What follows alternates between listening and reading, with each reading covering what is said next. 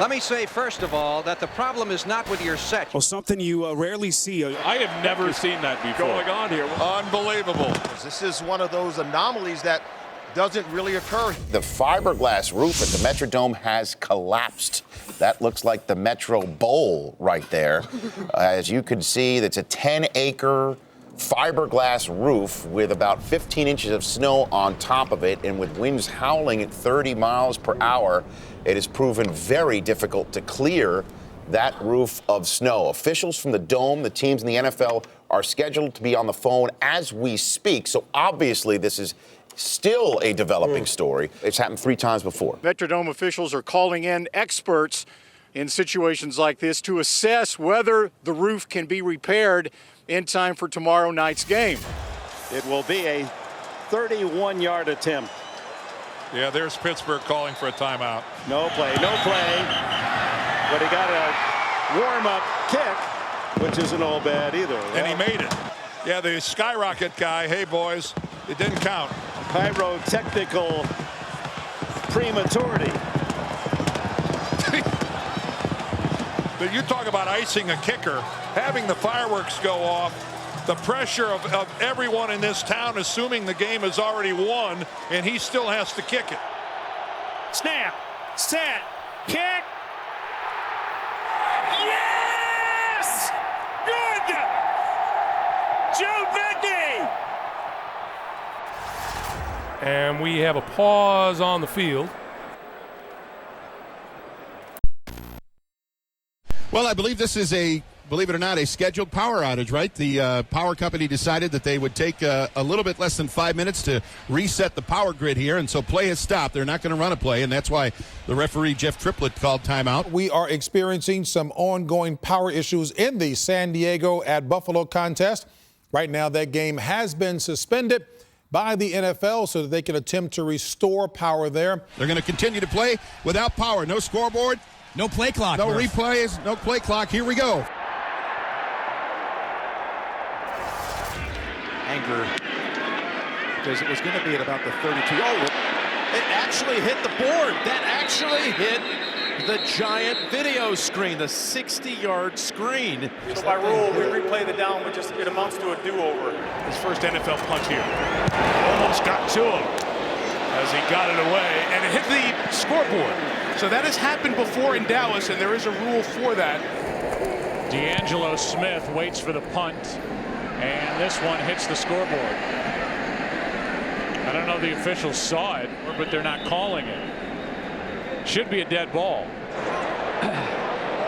During the punt, the ball hit the scoreboard, and by rule, the play will be replayed. It'll be 4th down. We'll re-kick. So it's like a do-over. Well, something you rarely see, a little bit of an accident with the Pyrotechnic machine here in Nashville. The grounds crew immediately jumped on it. This was the scene just a couple of seconds ago. The fire, thankfully, is out. Still a little bit of smoke.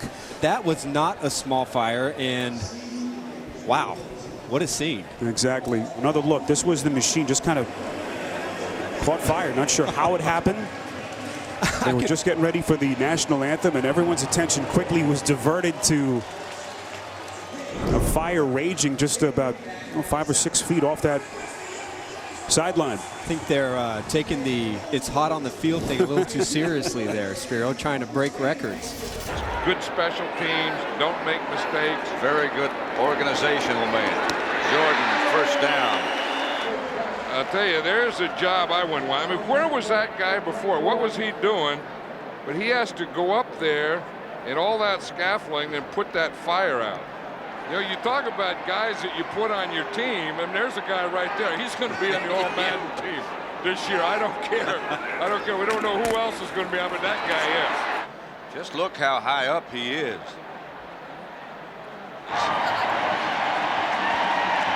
He's getting a standing ovation. Listen to this crowd. That's a stubborn fire. He got it, though. Yep. He'll get an ovation. Oh, a big piece is falling down right now, right in the middle of the field. That'll burn a hole in this artificial turf in a hurry. It is, and they got to. All right. On the run. He gets a first down. He's in Seattle territory.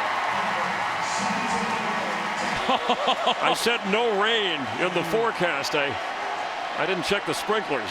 Well, Russell Wilson has been running pretty good. Maybe you need to wet that field up to slow him down. This is just Miami's way of showing a little Seattle hospitality. I have never seen that. Someone forgot to unplug the automatic timer. That's hilarious. That's going to be officially a Gardner's timeout.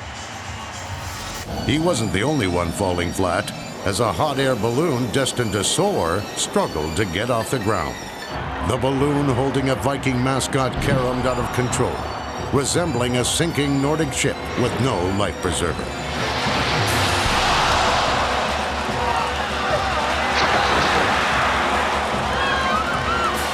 Fans in the stands began fleeing for their lives. The balloon then crashed in the lower deck, scattering terrified Southern belles who had just finished their pregame pageant. Super Bowl IV organizers hoped to create a surreal experience, but this wasn't what they had in mind. You're going to see something off the field that's a classic here. Follow the ball as it goes up the tunnel from the right side of your screen.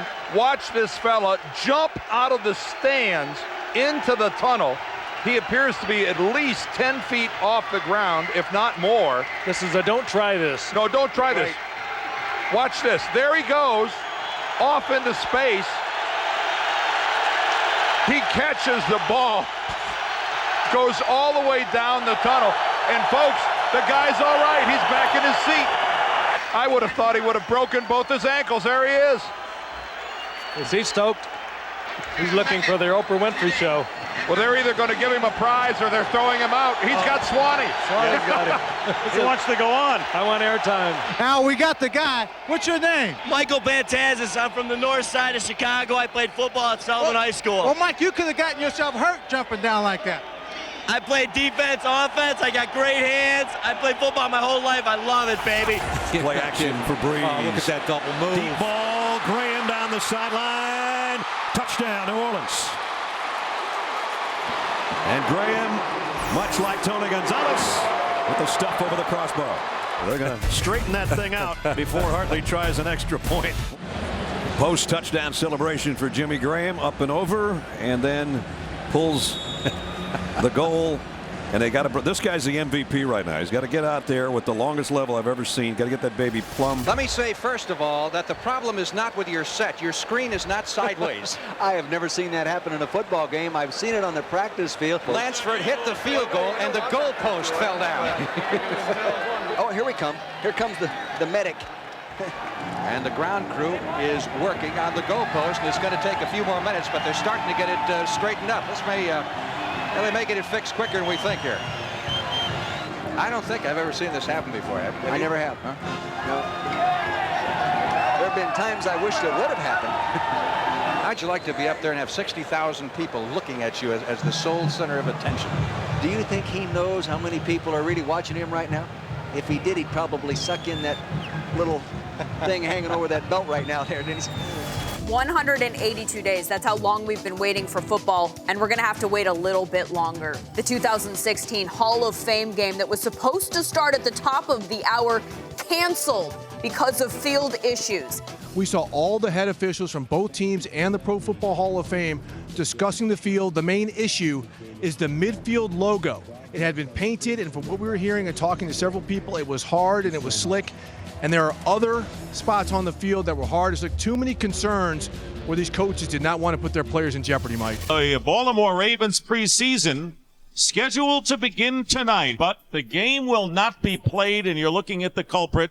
This is the new turf that has been installed, and after the Phillies played their game yesterday, this morning, they put the turf on the base paths, the pitcher's mound, and the home plate area, and right now the word is that the game may not be played. They started working on the field several hours ago, and there was a seam where, as you pointed out, where the dirt was filled up. They worked on it continuously, pulling it up, putting the dirt down, trying to get the field leveled, but obviously it wasn't successful. Now, as a player, when you go to the player reps, you're not really excited about preseason games anyways, especially as a veteran player. So they have left this decision in the hands of the players. Obviously, they decided not to play. And in the preseason, the number one issue is keeping your players healthy. You want them there for the opener. This is just too big of a risk for these two teams. The game has been officially canceled because of turf that was unplayable.